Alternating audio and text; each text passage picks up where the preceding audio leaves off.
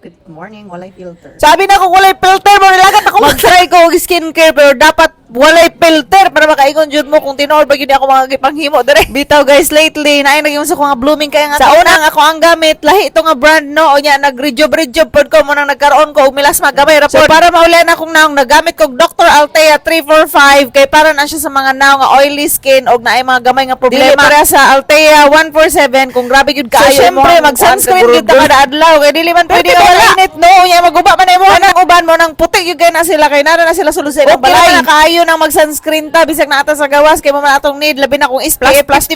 di ay. So ang akong gigamit ang Hikari kay nana siya ay SPF plus.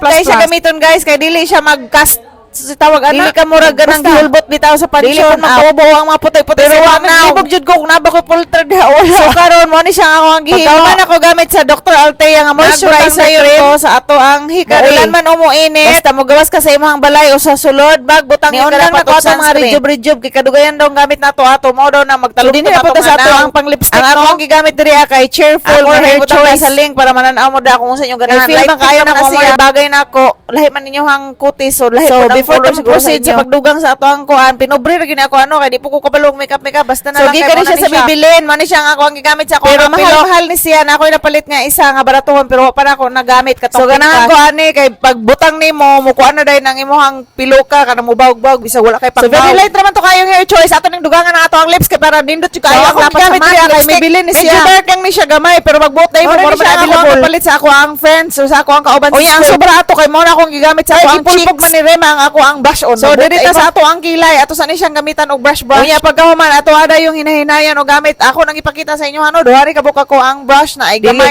na isa nga katong nindot kaayo kay barato ra siya unya inani gihapon pero syempre may bilin na pud akong gamiton karon kay katong miagi katong akong mga ginagamit unya kay siya kay naay murag wala pa natanggal pag lugod-lugod sa kuang nabilin gihapon siya so, di ko kabalo magkilay-kilay pero ako ra nang gisubay dira ako ra nang gidrawing-drawingan kung asa ang stroke dira so nagset na ang ato ang gibutang nga sunscreen sa ato nakanindot sa Hikari kay kadugayan ana mo plaster ra siya ang akong sinina mo na siya no mo na ako napalit pod sa ato so ang ako size kay medium mo na ako pud na siyang gipromote dira pati ang ako walay kupas ang ato ang earrings Lunes ang Bernis man atong gamiton unya sa atong buhok mo din na magbutang na putaan ang atong gigamit dira karon 10 in 1